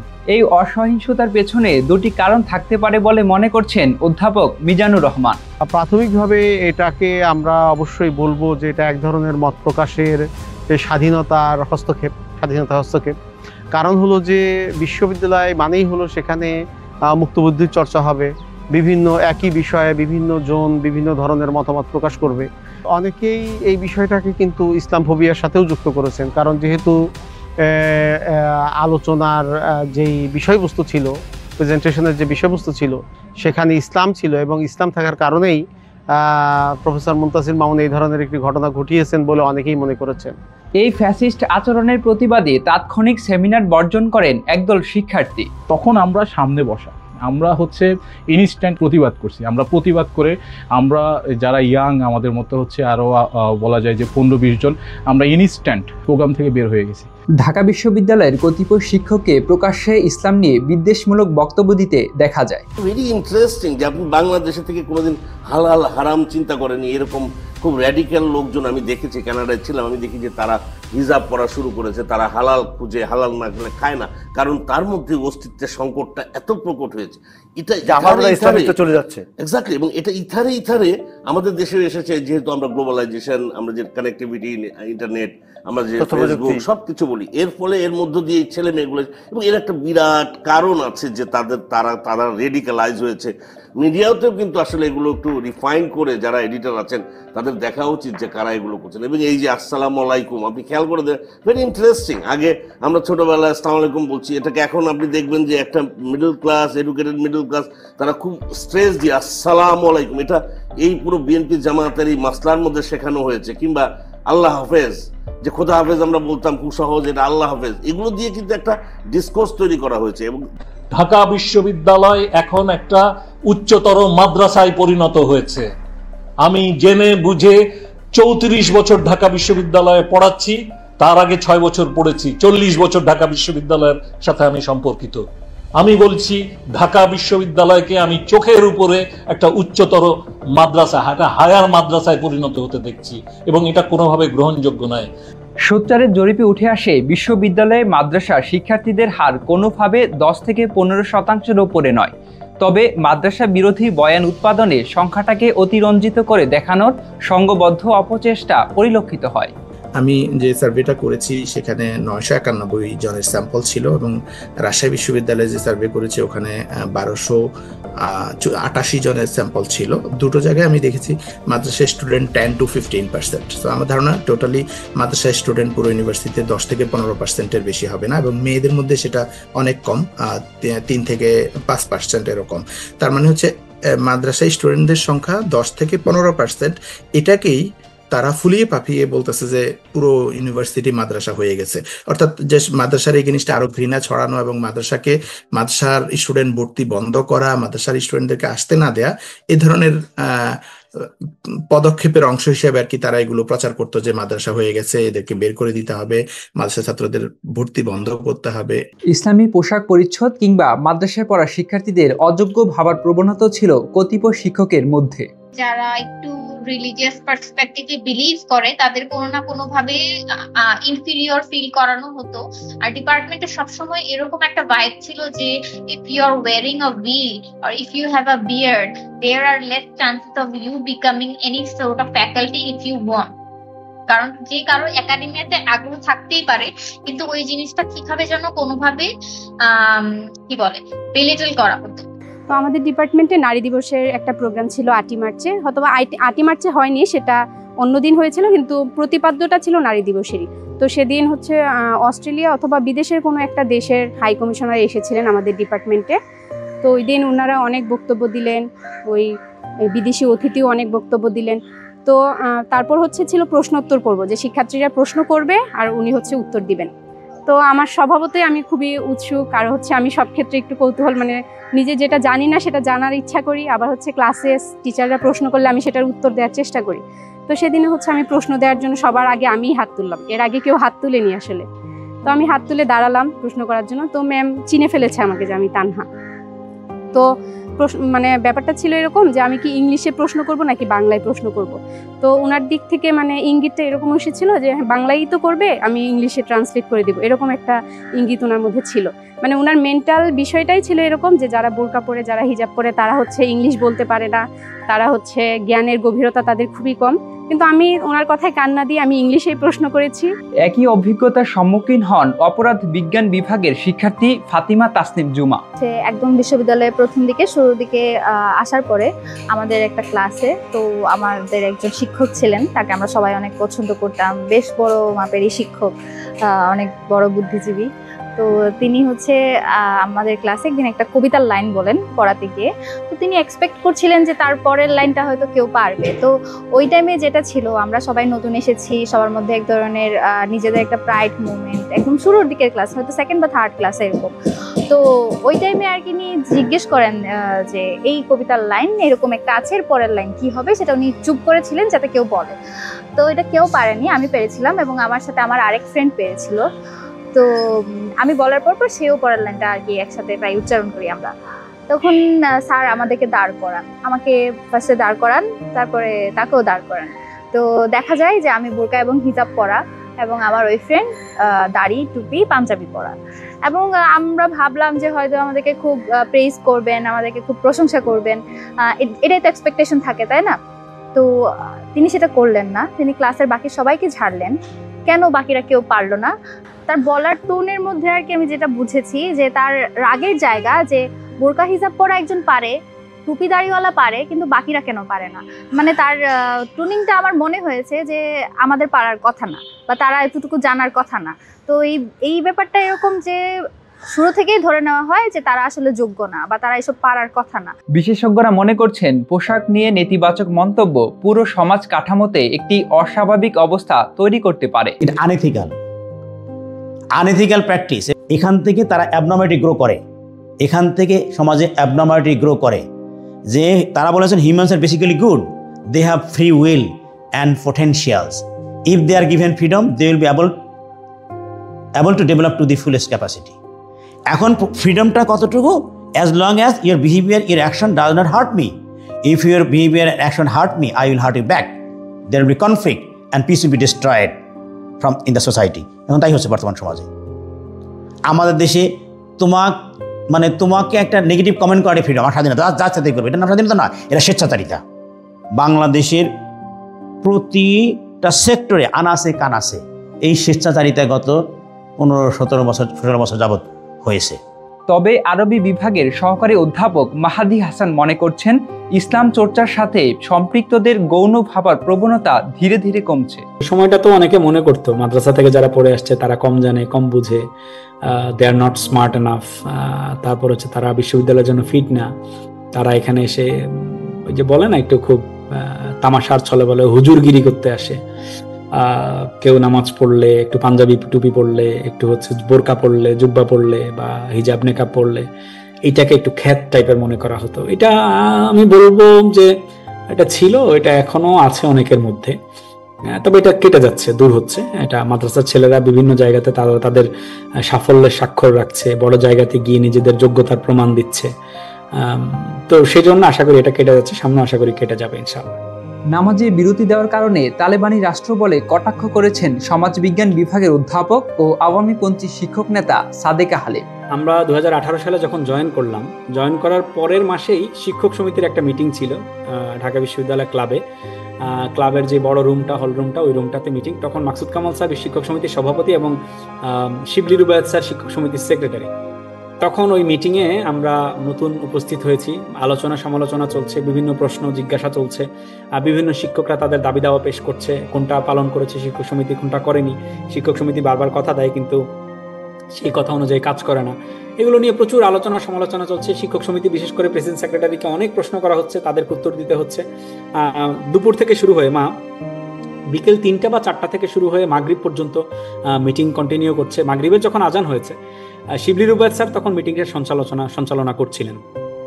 আমার যতদূর মনে পড়ে, আমি নিজেও মিটিংয়ে উপস্থিত ছিলাম।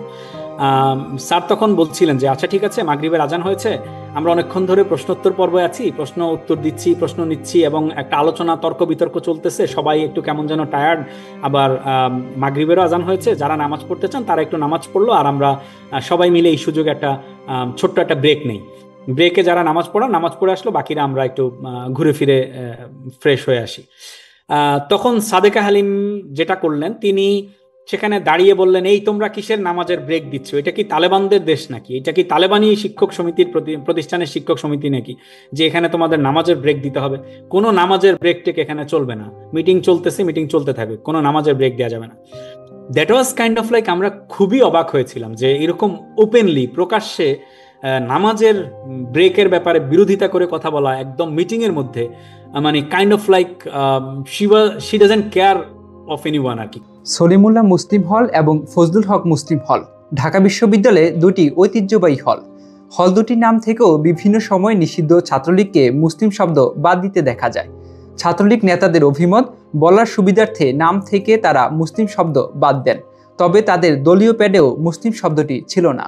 স্বাধীনতার পর থেকে যে পরিবেশটা চলে আসছে সেটা একটা ঐতিহাসিক কারণে এখানে ইসলাম এবং মুসলমানদের চিহ্নগুলো কিছুটা, আমি বলতে পারি যে সেগুলোকে অপরায়ণ করার জন্য চেষ্টা করা হয়েছে। স্বাধীনতার যুদ্ধে বাংলাদেশের একটি ইসলামিক রাজনৈতিক দল এবং আরো কিছু রাজনৈতিক দল মুক্তিযুদ্ধের বিরোধিতা করেছিল। ফলে এই বিষয়টা একটা গোষ্ঠী, আমি বলতে চাই না যে এটা একটা বৃহৎ দল, কিন্তু একটা গোষ্ঠী, এবং নিশ্চিতভাবে আমরা বলতে পারি এটা বামধারার একটা বুদ্ধিবৃত্তিক গোষ্ঠী এটাকে ব্যবহার করে কিছু কাজ করেছিল। যেমন ইসলাম শব্দগুলো বাদ দেওয়া, যেমন সলিমুল্লাহ হল, এটা সলিমুল্লাহ মুসলিম হল ছিল, কিন্তু স্বাধীনতার পর এটাকে সলিমুল্লাহ হল নাম করা হয়েছিল। কবি নজরুল ইসলাম কলেজ, এটাকে কবি নজরুল কলেজ নাম করা হয়েছিল। ফজলুল হক মুসলিম হল, এটাকে ফজলুল হক হল নাম করা হয়েছিল। মুসলিম শব্দটা বাদ দেওয়া হয়েছিল এবং তাদের দাবি ছিল এটা সেকুলারিজম প্রতিষ্ঠার জন্য করা হয়েছে। এই মুসলিমটা প্রবলেমেটিক হয়ে উঠলো কেন? কাজী নজরুল ইসলাম ছিল ওই যে নজরুল কলেজ, ছিল কাজী নজরুল ইসলাম কলেজ।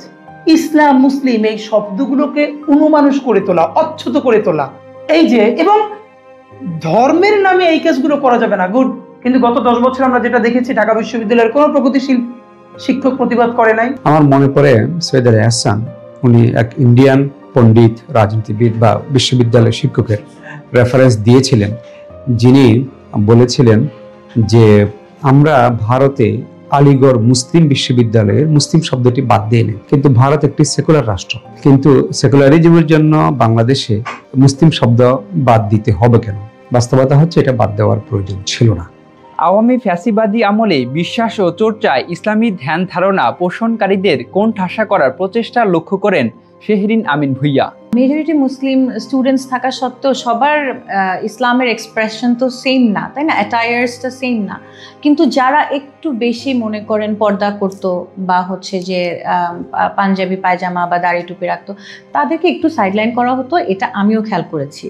এর জন্য আমি কনসিয়াসলি চেষ্টা করতাম যে আমার কাছে যেন আমার স্টুডেন্ট কখনো হেসিটেট না করে যে সে হিজাব পরলো বা সে পাঞ্জাবি পরলো, তার সাথে আর আরেকজন নর্মাল অ্যাটায়ারের কারোর সাথে যেন আমার ব্যবহারে কোনো তারতম্য আমার স্টুডেন্ট কখনো ফিল না করে। এটা আমি কনসিয়াসলি ট্রাই করতে হয়েছে, কারণ আমি দেখেছি they feel sidelined, they feel ignored, they feel singled out. হ্যাঁ, মানে একাকিত্ব, মানে একলা চলছে বা একসাথে চলছে, তারা অন্যদের সাথে মিশতে পারছে না বা ওই ধরনের কনফিডেন্স তাদের মধ্যে আসছে না। হয়তো আমরা একাডেমিক্যালি আমরাও অনেকটা দায়ী, কারণ আমরা তাদেরকে হয়তো ওরকম ফিল করিয়েছি।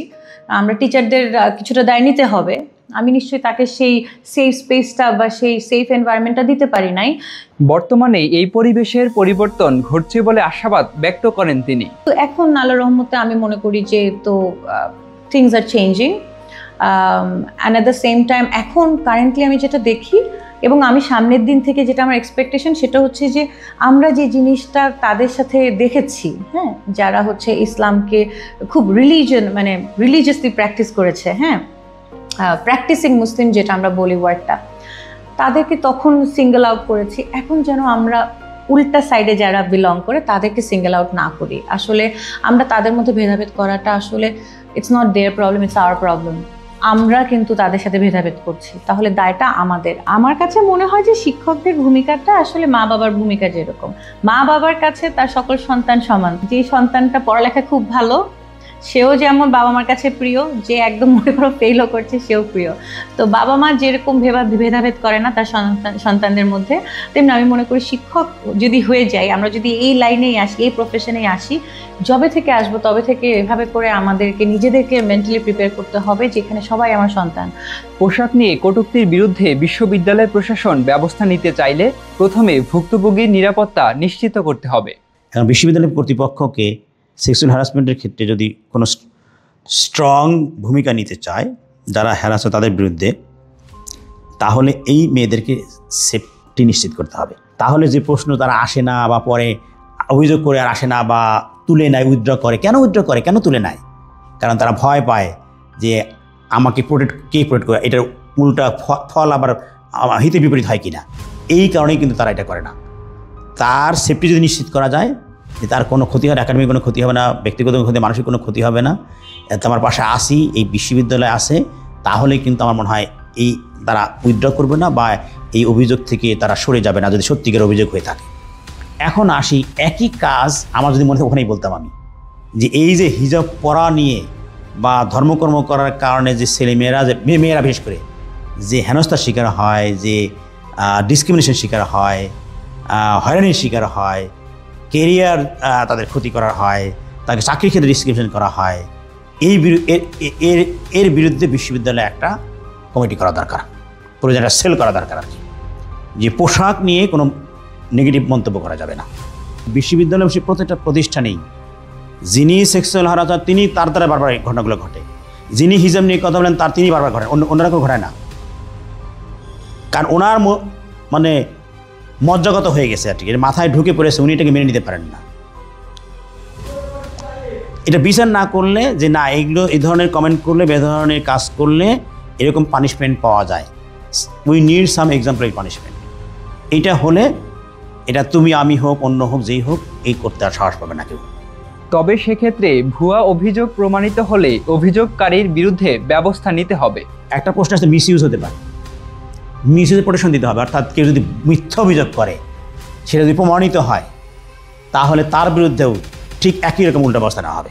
ঢাকা বিশ্ববিদ্যালয় কেন্দ্রীয় ছাত্র সংসদের সাধারণ সম্পাদক এস.এম. ফরহাদ মনে করেন, ইসলামোফোবিয়ার মূল অনেক গভীরে। জুলাই অভ্যুত্থান পরবর্তীতে তা সাময়িকভাবে স্তীমিত হলেও দীর্ঘমেয়াদে এটা একটা চ্যালেঞ্জ। আমি জানি না যে একজন বাংলাদেশি নাগরিক যে ঢাকা ইউনিভার্সিটি থেকে অনেক দূরে থাকেন, ইউনিভার্সিটির কালচার সম্পর্কে জানেন না, তিনি কখনোই বিশ্বাস করবেন কিনা যে টোটাল বাংলাদেশের একরকমের চিত্র, ঠিক বিশ্ববিদ্যালয়ের ভিতরে ঢুকলে তার ব্যতিক্রম চিত্রপথ আমরা দেখতে পাই। মনে হয় যেন এটা মানে মুসলিম প্রধান কোনো রাষ্ট্রের বিশ্ববিদ্যালয় না, মনে হয় যেন যে এমন একটা দেশের বিশ্ববিদ্যালয় যেখানে মুসলিমদের সিমটমসগুলোকে উল্টো ডিহিউম্যানাইজ করা হতো এবং সেই সিমটমস দেখে তাদের একেবারে উন্মানুষ করে রাখা হতো। হিজাবোফোবিয়া এবং ইসলামোফোবিয়া এটা ছিল এই ক্যাম্পাসের একটা দীর্ঘ সময়ের চলে আসা শক্তিশালী কালচার, যেটা খুবই আতঙ্কের এবং বাংলাদেশের জন্য এটা খুবই লজ্জার। আমাদের এই জায়গায় একটা চ্যালেঞ্জ, যে চ্যালেঞ্জ আমরা নিয়েছিলাম যে প্রত্যেক ধর্মের নাগরিকরা যেমন তার ধর্মীয় অধিকার পাবে, তার চিন্তার স্বাধীনতা পাবে, পাশাপাশি ইসলামোফোবিয়া এবং হিজাবোফোবিয়ার যে প্র্যাকটিস সেটা চিরতরে নির্মূল করবো। কিন্তু আমরা যেটা লক্ষ্য করছি যে এটা একদিনে গড়ে ওঠে নাই, এটার ভিত্তিমূল অনেক গভীরে এবং দীর্ঘদিন ধরে সেটি ধীরে ধীরে গড়ে তুলেছে একটি চক্র। এবং তারা চেয়েছে বাংলাদেশের আপামর জনতা থেকে ইসলামকে বিচ্ছিন্ন করতে না পারলেও তারা স্যাম্পল হিসেবে প্রথম ধরে দিয়েছে ঢাকা বিশ্ববিদ্যালয়ে তারা পারবে। হ্যাঁ, তারা আংশিকভাবে হয়তো কোথাও কোথাও বেশ ভালোভাবে দীর্ঘ সময় জুড়ে পেরেছে এবং রুট এত গভীরে হওয়ার কারণে 5 আগস্টের পরে আধিপত্যবাদী শক্তির গোছানো প্রতিষ্ঠিত সেটেলমেন্ট হয়তো ভেঙে চলে গেছে। 5 আগস্টের কারণে 5 আগস্টের মধ্য দিয়ে গণ অভ্যুত্থানের মধ্য দিয়ে ফ্যাসিবাদী কাঠামো হয়তো ভেঙে গেছে। সে কারণে সাময়িকভাবে সেই সিমটমসগুলো আমরা ক্যাম্পাসে লক্ষ্য করছি না। আমরা হয়তো সাময়িকভাবে দেখতে পাচ্ছি যে ইসলামোফোবিয়া বা হিজাবোফোবিয়া যেগুলো আগে লক্ষ্য করতাম তার এতটা ভিজিবল ফ্যাক্টর আমরা এখন লক্ষ্য করছি না হয়তো। কিন্তু এটাও আশঙ্কা উড়িয়ে দেওয়া যায় না, বাংলাদেশের স্বাধীনতার 50 বছর পার হওয়ার পরও যে সিমটমসগুলো শক্তভাবে এখনো আমরা দেখেছি সর্বশেষ, এবং সেগুলো এখনো হয়তো চাপা পড়ে আছে, এগুলো আবারও হয়তো সুযোগ পেলে আবারও জেগে উঠবে এবং তারা আবারও সেই হিজাবোফোবিয়া কিংবা ইসলামোফোবিয়া অথবা ইসলামের যে কোনো ধরনের সিমটমসকে তারা কর্নার্ড করা মার্জিনালাইজ করার যে প্র্যাকটিস সেটা তারা আবারও জারি রাখতে পারবে। কারণ ইসলামোফোবিয়া নিরসনে ঐক্যবদ্ধ প্রচেষ্টার আহ্বান জানান তিনি। এখানে ইসলামকে মার্জিনালাইজ করতে পারা, এখানকার হিজাবকে মার্জিনালাইজ করতে পারা, এটা তার জন্য আনন্দের কারণ ছিল দীর্ঘদিন। সেটি সাময়িকভাবে আমরা ভিন্ন চিত্রপট দেখলেও আমার কাছে মনে হয় এই অনেক গভীরের শিকড় যার যে প্র্যাকটিস সেটি একেবারে চিরতরে নির্মূল করা এখন পর্যন্ত প্রায় অসম্ভব। সেটি দূর করতে সকলের সামষ্টিক এবং সামগ্রিক প্রচেষ্টা দরকার, সামগ্রিক সহযোগিতা দরকার। পুরো জাতি মিলে সবাই চেষ্টা করলে পরে, চাইলে পরে হয়তো একসময় আমরা এখানে এমন বাংলাদেশ দেখব, এমন ক্যাম্পাস দেখব যেখানে একটা স্বাধীনভাবে একজন নারী যে হিজাব পড়তে চাইবে, যে ইসলামের কালচারটা প্র্যাকটিস করতে চাইবে, যে ইসলামকে ধারণ করতে চাইবে, তার জন্য সমান স্বাধীনতা থাকবে। আমি জানি না সেই কাঙ্ক্ষিত ক্যাম্পাস কবে আমরা পাচ্ছি, কবে এই অনেক ভিতরে অনেক গভীরে যে শিকড় যাদের, তাদেরকে আমরা চিরতরে নির্মূল করতে পারবো এবং সবার জন্য সমান অধিকারের একটা ক্যাম্পাস, সুন্দর ক্যাম্পাস আমি পাবো, সে অপেক্ষায় আমরা থাকবো।